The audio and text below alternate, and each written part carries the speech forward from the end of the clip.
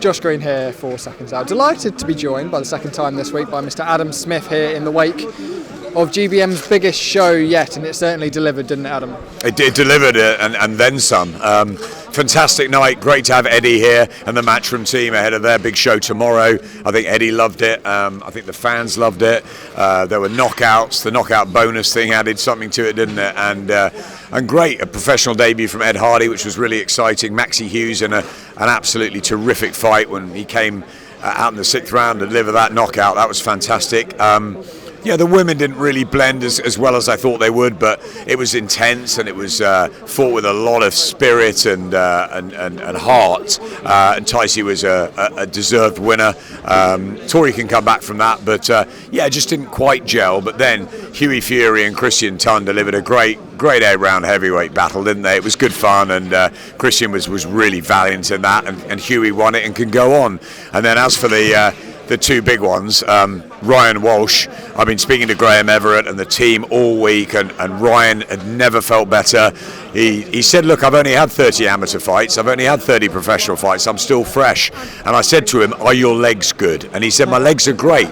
I said, have you gone and tested the ring? I just didn't know whether he'd be able to, take the gym stuff into the ring. But boy, he went in the ring, and when he got in the ring tonight, I could see his legs moving, and I thought, I think he's still got it.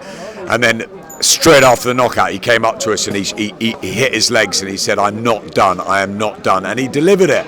And it's great, and I feel for Reece Mould in front of his crowd, but these things happen and he can come back and he can rebuild. But for Ryan Walsh, what a special win.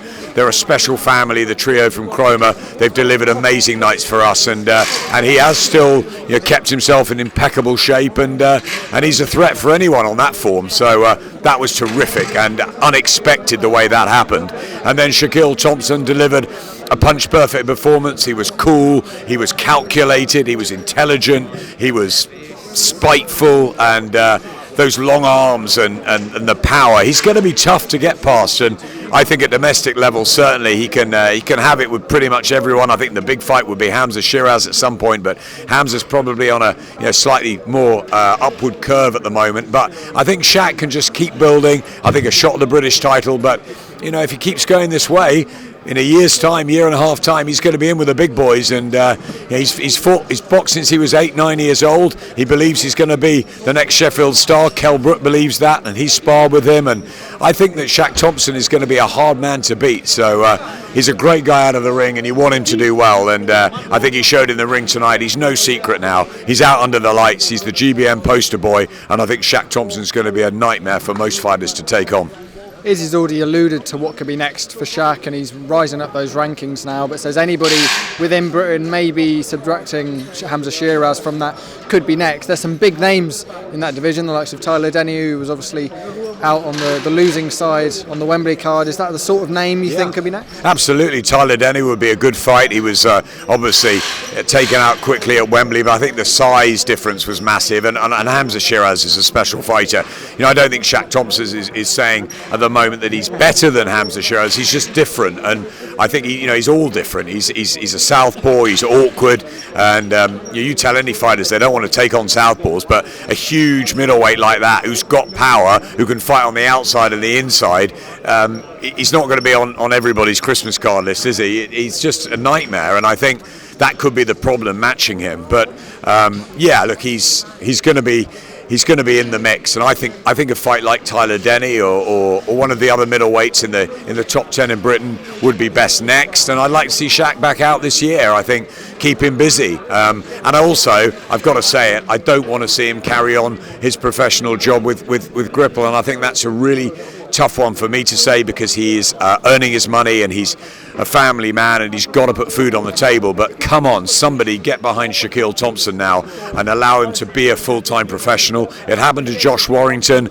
He was a dental technician, and they said to him, look, you've always got a job here. I'm sure that Shaq's company will say exactly the same, but come on, he can't do this. He can't get up in the morning, do the stuff he's doing, do his runs, work 9 to 5, train late at night. This guy could become a potential superstar for Sheffield, and I think it's time now for people to get behind him, give him that comfort and security so he can go on and train properly as a full-time pro and become the star that I think he could be. Away from Sheffield, Chris Eubank Jr. went on an explosive rant the other day at the Bivol Beterbiev press conference, taking aim at a lot of the UK's top promoters. What did you make of it, and what do you think he was wanting to or has achieved from it? Chris Eubank will do his own thing. He's an intelligent guy. He had a stage and he delivered a message he wanted to. I'm not sure it was the right stage. Maybe he should have done that in a different way. But he took aim at pretty much everybody. It's not for me to comment. I get on with Frank Warren. I get on with Eddie Hearn, of course. I get on with Calla, with Nissa, with Frank Smith. I thought having a go at Frank Smith with Emily was a bit strange. But look, Chris is his own man, and he's got to answer that. Obviously, Turkey Al Sheikh wasn't pleased with that. They got the retractions and everybody had a nice picture and we move on. I think, Chris should realise he's getting paid by the Riyadh season guys, and maybe it wasn't the platform to do it, but you're never going to tell. Chris is a very bright guy, and you're never going to tell him. He's going to do it his own way. His dad did it his own way, and he's a great guy. He's a great fighter. He's an intelligent young man, and he made a point. And I'm sure there's a few other fighters that would have said, look, hey, he's got some guts to do that, but yeah, look, I don't think it's worth taking an aim at promoters. They're the ones that ultimately get you on the stage, and they're all working together under Turkey Al Sheikh. So, maybe better to just get on with the fighting, and let's see Chris back in the ring on October the 12th. He's got a job to do then. It's a fantastic night again for Riyadh season with Bivol and Beterbiev, and great to see the women, great to see Sky and Raven going at it, Fabio and Fraser. It's a fantastic bill.